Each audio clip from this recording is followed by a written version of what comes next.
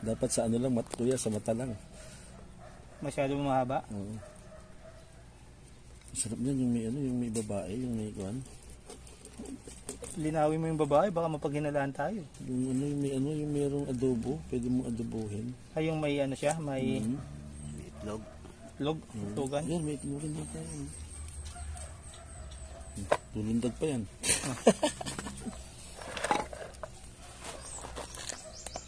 Ito native. Yan, mga native yan. Kaya patay na. Nahalo. Pero okay pa yan. Kanina lang yan. Itlogan, no? Liit, no? Sama na kagad ang paa, ang dalaga din. Ako hindi ko na pinuputol yan eh. Ano yung paa? Pasay na. Kainin mo. Pero putulin natin, no? Oo, pwede po ito. So, native, yan masarap.